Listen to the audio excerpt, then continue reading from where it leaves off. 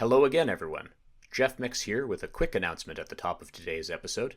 I recorded this conversation with Dr. Stephen Hunt a few months before we launched Executive Platform's YouTube channel. It is one of my personal favorite interviews I have done virtually. I have used it as an example when reaching out to other authors and thought leaders. It did very well when it first aired as a podcast, and I feel it deserves to be brought out of the back catalog for a second chance to reach the audience who find their content here. Everything we discussed is still as relevant to our audience now as it was when it was first recorded. I hope you enjoy it. Hello again, everyone. My name is Jeff Mix. I'm Executive Platform's Head of Content and Research. My guest today is Dr. Stephen Hunt. Steve is a recognized expert on strategic human resources who has had a pivotal role in developing systems that have improved productivity and engagement for millions of employees working for hundreds of companies across 5 continents. Steve holds a PhD in Industrial Organizational Psychology from The Ohio State University, a BA in Applied Mathematics and Psychology from the University of California, San Diego, as well as a certification as a Strategic Professional of Human Resources from the Society of Human Resources Management. He has experience as an advisory board member for the Society of Human Resources Management, the Workforce Institute, the Journal of Management, and other talent management organizations. He has written more than 100 articles and 3 books, including his latest, Talent Tectonics, Navigating Global Workforce Shifts, Building Resilient Organizations, and Reimagining the Employee Experience, which we are going to talk about today. Steve, thank you so much for joining me. It's great to be here, Jeff. I want to get right into it. Your first book in 2007 was Hiring Success. Your next book in 2014 was on talent management. Why was now the right time to write your next book, and why did you choose this topic area for what you wanted to focus your attention on? Yeah, it's a good question. I mean, I don't know if you've ever written a book before, but it's actually a real pain in the neck. Writing a book, I like to write, but saying I like to write and writing a book is like saying I like to jog and running an ultra marathon. So, kind of question about why write another book. And it really came out of 2 things. One, people asked me if I was going to write another book, given all the stuff that was happening during the pandemic. And I work with literally thousands of companies, and I was talking to all these HR leaders about, how do we need to rethink work and dealing with problems we never dealt with, and sort of all these things going on. And people were saying, are you going to write a book about this? And I thought to myself, well, I don't want to write another book unless I think it's going to add value. I kind of joke, is the world like waiting? When's the next HR book coming out? And so I thought a little bit about it, and I kind of look and read a lot of the books that are out there. And what I found is my work is interesting because I'm a psychologist that works for a global technology company working with thousands of organizations about how to use technology to create more effective work environments. So it gives me a kind of unique perspective on the world. I kind of realized that when I started reading a lot of the things that were out there, a lot of the books would talk about trends and things that are going on, but they'd really talk about the historical context of why are these things changing? Like, why is well-being more important now than it used to be? Did well-being not matter in the past? Well, clearly it did, but what is it that's elevated to the top? Why? Or there are books that talk about technologies, but they don't necessarily talk about why the technology is really relevant to the challenges that we have, whether that's machine learning. And so I wanted to write a book that talked really about 3 things. It talked about how work is changing, but also why it's changing and what this means. And that's this, and I'll talk a little more about where the phrase talent tectonics comes from. It's really about, this underlying shifts changing the nature of work. The second thing, though, is I wanted to talk about how we need to respond, taking into account the impact that technology has on our very concept of work itself. And I think that's where I have a relatively, unique perspective, because I do work with all these different kinds of technology. I used to be a computer programmer. I won't say that I'm a technologist per se, but I have probably a better exposure and understanding to different technologies than most people just by virtue of the work that I do. But the third thing is I also wanted to include in this conversation of how work is changing, how we need to think about technology in response to the one thing about work that isn't changing, that often gets overlooked, which is the fundamental psychology of people. That is, people do not evolve that fast. The things that make us happy, engaged, learned, motivated are the same for us that they were for our great grandparents. Now, you might hear say, what about all that stuff about Gen Z is totally different from millennials and all that? One, you can probably tell from the tone of my voice that I don't think very highly a lot of that stuff. Because, frankly, a lot of it's incredibly ageist. You don't need to have a PhD to know that putting labels on people based on demographics and making generalizations about them is bad. It's called stereotyping. But the other thing is that a lot of it's wrong. in the sense that, yeah, there are differences in people based on the experiences you have growing up, for sure, and the technologies you used. But the fundamental things that motivate us, make us happy and engaged, don't change that much. It's kind of like, why Shakespeare is still relevant now, but it was written 500 years ago, because it deals in fundamental psychological truths about people. And the way I put it is that my kids, listen to totally different music than I do, but we both listen to music, right? So there are surface changes. And so the book kind of looks at these three things. It looks at how the world of work is changing, how we need to respond using technology in response, including how technology is changing work itself, taking into account the one thing about work that isn't changing, which is the psychology of people. Can you tell us a little about the research and writing process that went into this book? Yeah, it comes directly out of my work experience, where what led me to write it was talking to so many different companies about the challenges they were facing, but also being exposed to all these technologies that are being created to rethink work. Now, we create technology to solve problems. So why are we having to develop like machine learning tools for skilling and learning? And it's because the processes that we were using weren't working. And it's interesting, in the field of HR, in the book is written around what I call perennial work challenges. If you look at the challenges of managing an organization and a workforce, the challenges don't change, the solutions change, but the challenges that companies are facing now are the exact same challenges they were facing when my career started, because organizations are collections of people. Going back to my thing about the psychology of people doesn't change.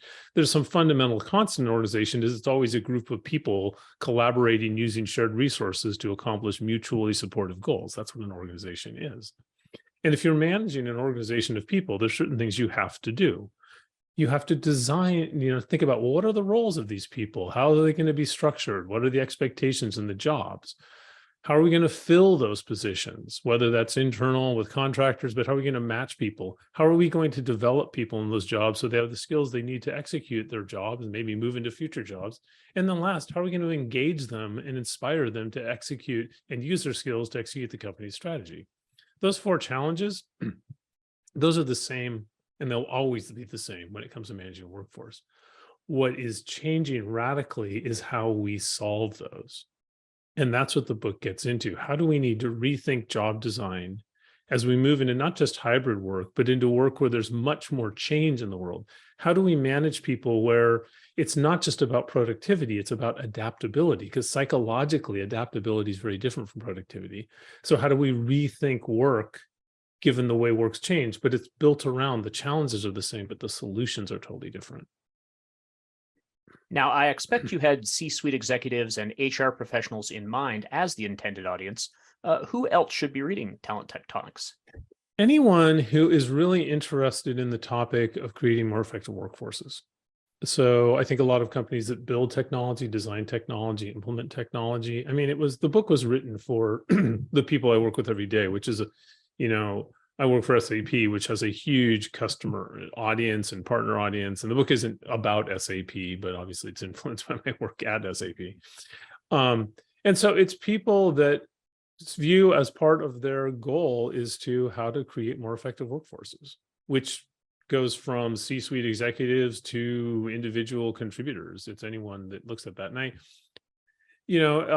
if you're interested in that topic, I think you'll find the book interesting. And I guess one of the things too, I think that makes this book different from a lot of other books is that just by virtue of my work, I have a lot of understanding of the history of work. So the book talks a lot about not just about where we're going, but also how we got where we are now.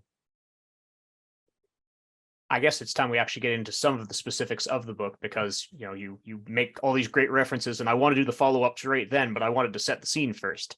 I know one of the major themes of Talent Tectonics is that technology is transforming and disrupting the nature of work, which means some of the tried, tested, and true HR philosophies need to be re-examined. Can you tell us a little bit about that? Yeah, and I'll get into what the concept of talent tectonics means. That the idea of talent tectonics is there are underlying shifts that are fundamentally altering not just the nature of work, but actually the nature of our entire society. But it really plays out in the workplace. So for, sort of like the tectonic plates, we can't see them moving, but they're constantly moving and we experience the results of their movement in earthquakes or mountain ranges. Well, on a much shorter time frame.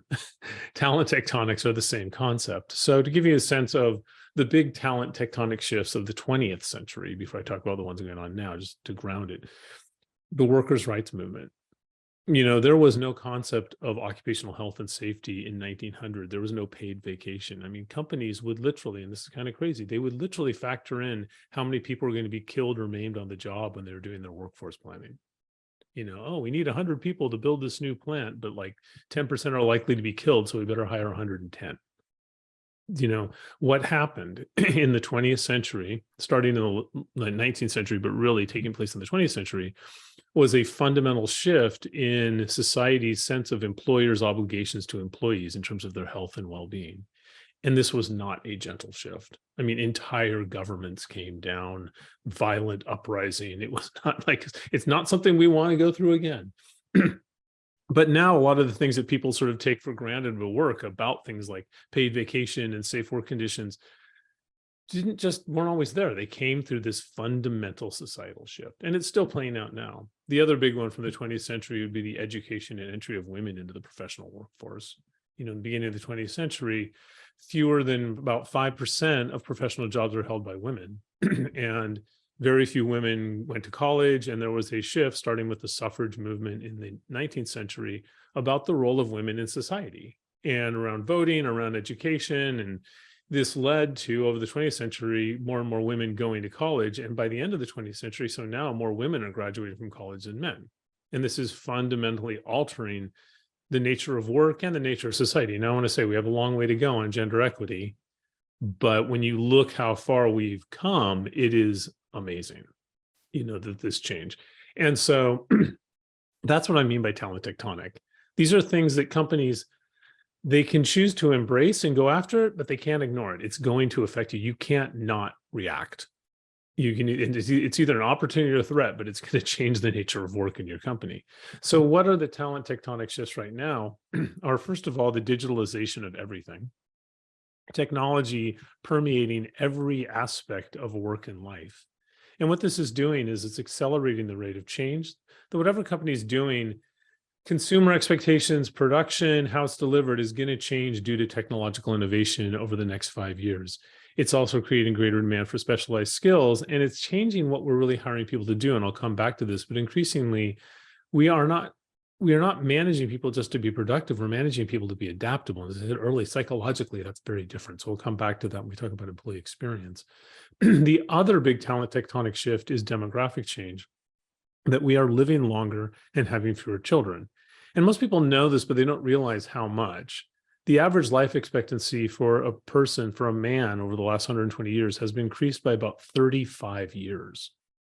I mean, that's not living a little bit longer.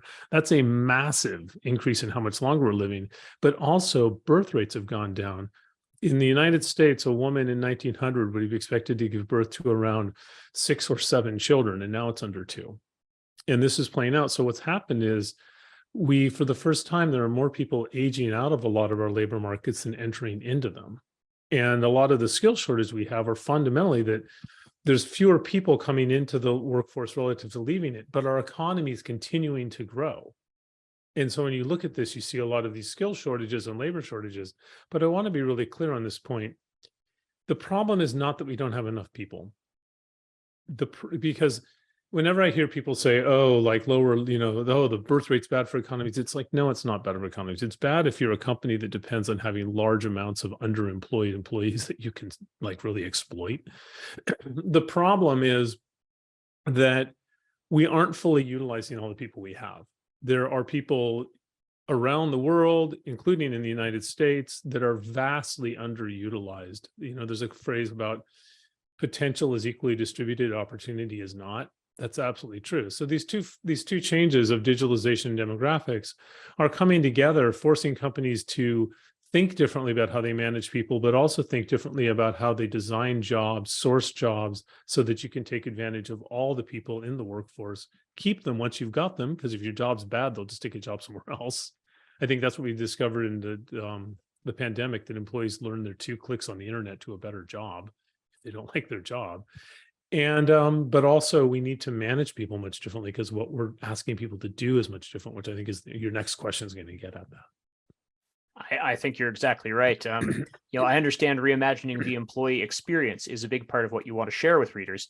Can you walk us through what is changing, what is driving that change, and what you would like senior business leaders to think and do differently?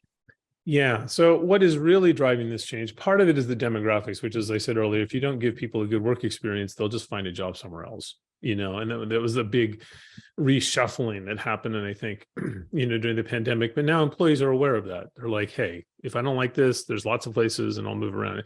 Now, at the same time, employees don't like changing jobs. That's one of the myths. It's disruptive to your life. If you like what you're doing, changing jobs, it's like changing houses. You don't do it for fun. You do it because there's a compelling reason to do it. But the real drive, so that's part of why employees experience is classic engagement and retention. But the real reason that it's important, it has more to do with the digitalization.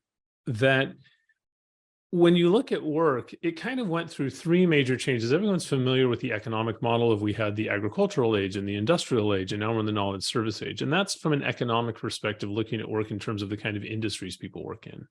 But if you look at it from a psychological perspective on the purpose of work itself has changed.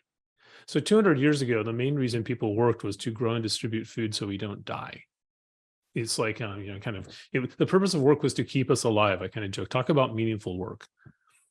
Then with the Industrial Revolution, we got a lot better at distributing and growing food. So a lot of work changed from, growing and distributing food to keep us alive to making things to make us comfortable, cars, clothes, stuff like that.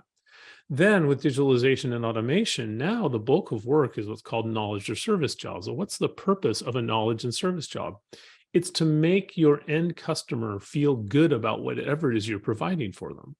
Even like I work with an auto manufacturer who said, we don't think of ourselves as a car maker. We think of ourselves as a transportation service provider. And you're like, well, what does that mean? It kind of sounds like wonky consulting speak, right?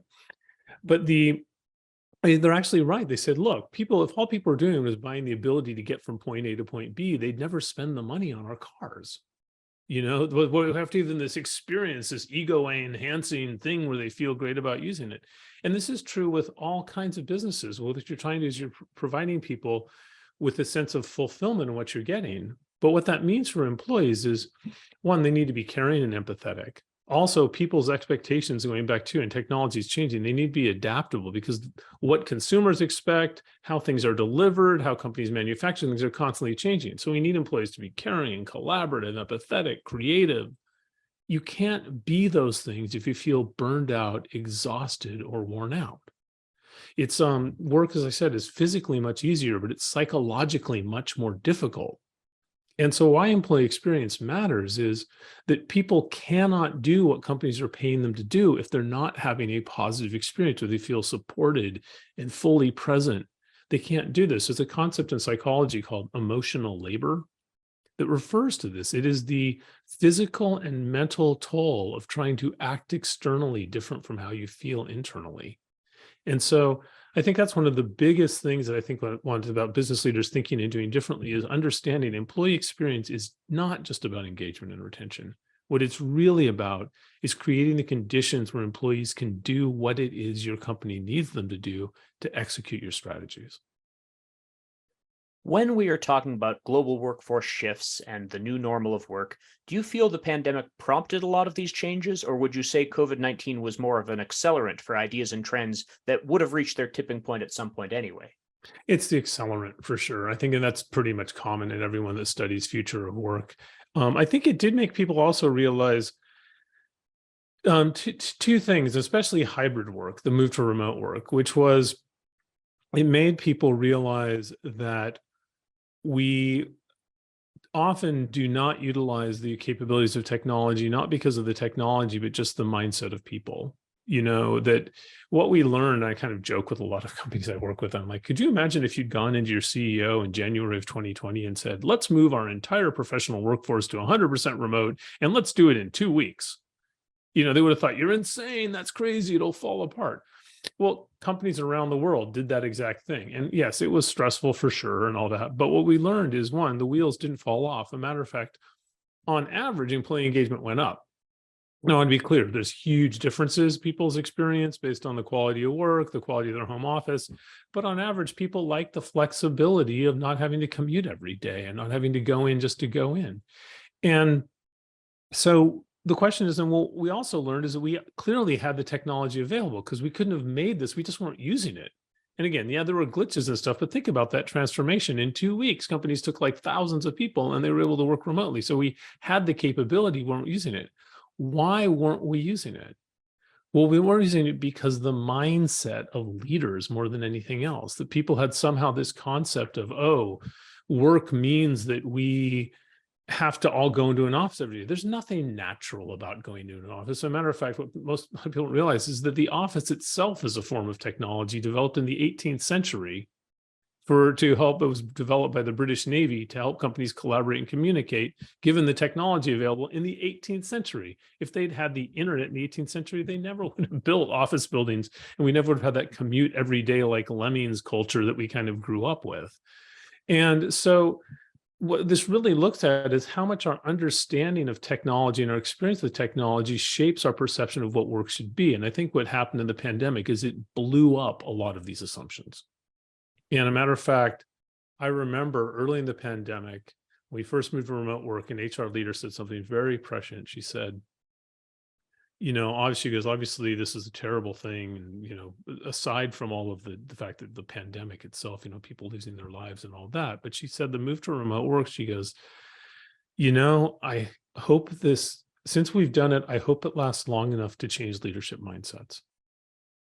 And she's right. If the pandemic only lasted 3 months, we'd have gone right back to the old way of working. But it lasted long enough that leaders had to accept that, oh my God, we can work differently. And I think that's true. So I think that's what the pandemic is. It blew up a lot of these things. What we need to do is we need to keep that mindset. And that's the challenge of just because you did it that way when you grew up doesn't mean it's how work should work. And that's where our understanding of technology both shapes and constrains our imagination of what work could be, which is why this book actually goes into a lot of not specific technology features, but how technology is enabling us to work in much different ways. It'd be ridiculous for me to write about specific features because by the time the book came out, these features would have changed. Technology changed so fast, but it talks about how do capabilities like machine learning and what machine learning does, how is that going to enable us to work in much different ways? And it's peppered with lots and lots of examples. Resiliency and agility are qualities a lot of organizations are working hard to develop and improve in their operations. What are some real-world, hands-on tactics you would recommend to leaders who want to reshape their organizations to better navigate the current changing business landscape? Yeah, I think that the first one is, I kind of talking about it, be aware of technology. It doesn't mean be aware of what technology is able to do and start thinking about how that might allow you to reimagine work, putting employee experience not above the needs of companies, because I think it's important. Employee experience management is about companies realizing that companies can't get what they want if employees don't get what they need, and vice versa. No good experience, and good employee experiences don't come from working for failing companies. But you can't have a successful company without good employee experience. You have good employee experience without a successful company. But historically, companies focused on what the company needed first, and at the end would try to come up with some reason about employees might want it. And if they couldn't come up with any reason, they just attached employees' paychecks to it and forced them to do it, which is a bad experience. It's more about putting these two things up, and the book talks a lot about what this means. What do employees want from different aspects of work, whether that's finding a job, being developed, stuff like that. Bringing that to the forefront. And then I'd say, as companies, be aware of technology and how that might enable you to better balance those needs, starting with how you design organizations. So let's give a couple examples really quickly for the 4 challenges: designing organizations, filling positions, developing people, and engaging performance.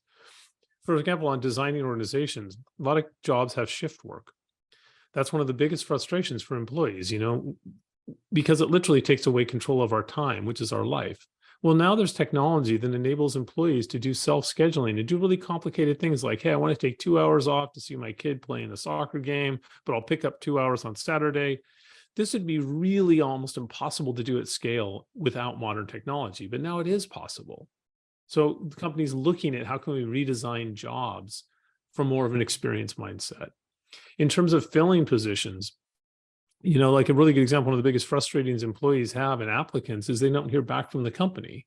Company may be getting thousands of applications using things like chatbots. Like one organization I work with, when it used to take them over 10 days to get back to a qualified applicant just to say, hey, do you want to have an interview? With a chatbot technology, they got it down to 2 minutes. It texts back immediately. In fact, they could have done it faster, but they thought it would be rude. So, and people know it's a chatbot, but, using technology to be more responsive in filling positions, on developing employees, like and again, the book's got lots of examples. I'm just kind of grabbing some illustrative ones. Immersive virtual reality technology for learning, which isn't always effective, but it's really effective for certain kinds of learning. Like an example, learning where people need to learn to manage their emotion or have high spatial awareness. So like safety training, one company would use this as for insurance inspectors, where they would have to go into like flooded basements, which is highly claustrophobic. And they'd recreate it with like virtual, goggles, and people would really manage it. And they said employees learned more, but also they came out of it. And like I was joking, he said, it's the first time I've ever had employees asking if they can have their family come in to take the training, because it's so thinking this way. And then like an engaging performance, really thinking, pay transparency is a really big issue. There's a lot of things, but that's what when you look at the sort of resilience and agility, it goes back to people are really resilient and agile if we're managed the right way, if we understand why we're going through it, if we feel supported, if we feel that we have the tools to do it. One of the big myths about people is that we're not good at change. Actually, people are wired for change. It's a competitive niche of humans, is our ability to adapt to changing environments. But the problem is the psychology of adaptability is around purpose, support, confidence. When we're managing productivity, which is about people are most productive when they're doing stuff they already know how to do. And productivity, that psychology is very different from adaptability and agility. And you need both.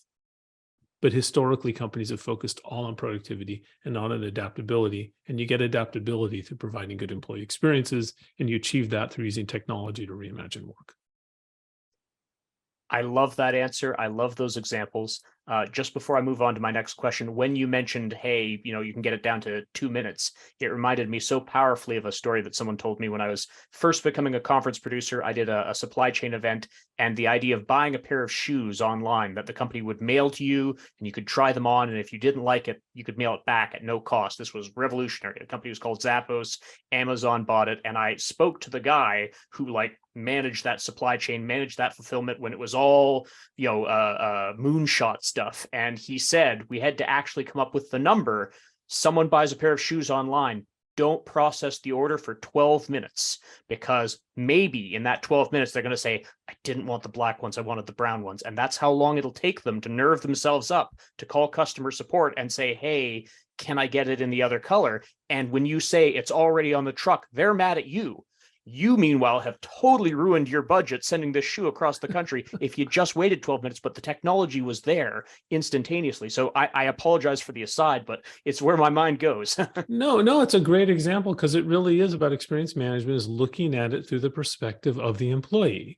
And that's a perfect example. That was looking at the perspective of the consumer, which companies, by the way, they think a lot about it. There's a real strong relationship between customer experience management and employee experience management. One, there's a relationship to better, more engaged employees deliver better customer experiences, and better customer experience create more engaged employees.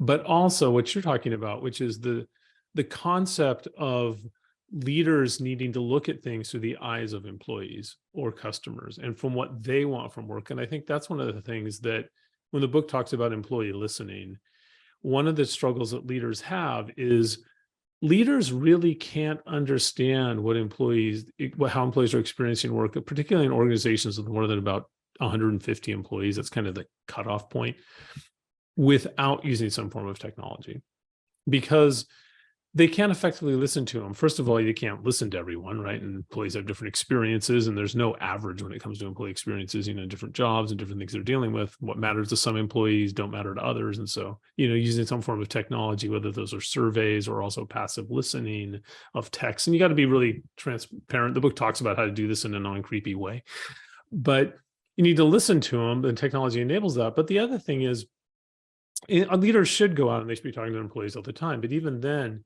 you're not going to get an authentic experience. An employee, at least the kind of employees you want, they're not, if they only interact with you like once a year, they're not going to like complain to you, even if they have a really valid complaint, right? They're going to be like, no, I don't want to be the guy that whines.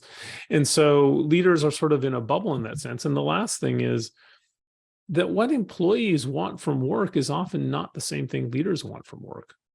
What motivates a leader, what they think is important, is not necessarily what employees want. So most employees don't join companies to drive the financial results, to please shareholders.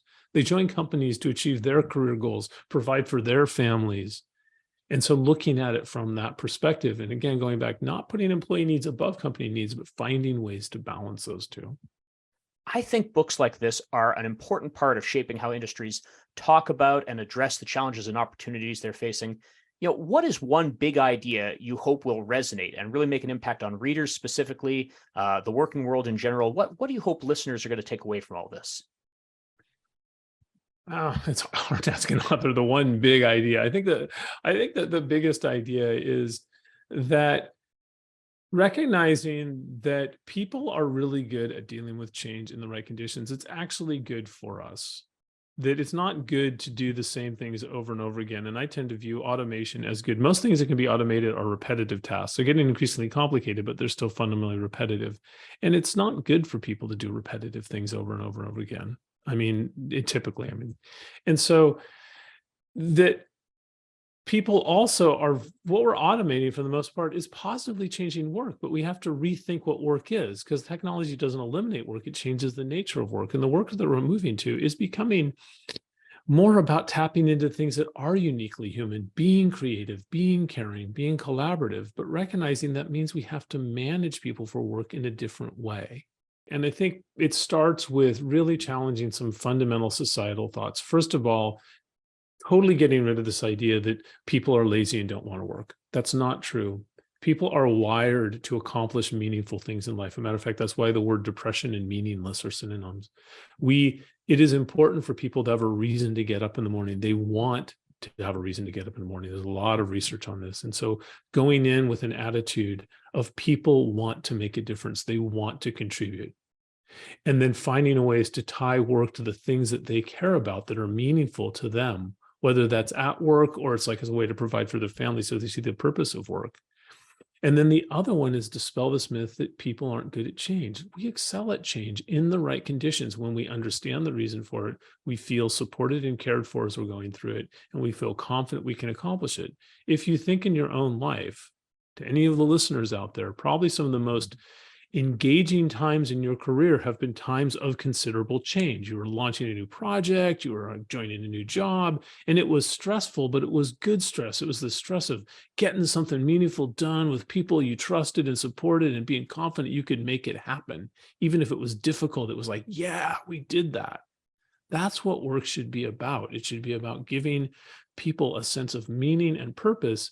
And not only is that important for people, it goes back to it. As a company, you can't survive if you don't tap into this amazing capacity people have to deal with change. It's just about managing people differently. Well, Steve, I feel like I could talk to you all day, and I definitely encourage everyone who has been listening to this, if it's got some wheels turning in your brain, this is a book you need to read. I mean, even just going through the index, I could have whole conversations with Steve about any of this. Steve, thank you so much for your time today. Absolutely, Jeff. It was a pleasure to appear on your show. So for everyone who has been listening, the website is talenttectonics.com. There's even more information about the book available there, as well as links to wherever books are sold. I'm looking forward to getting my copy signed when Steve comes to Toronto this June. In the meantime, I guess it's time to wrap things up. You've been listening to another episode of Executive Platform's Blueprint Podcast Series. I've been Jeff Nix. Let's do it again soon.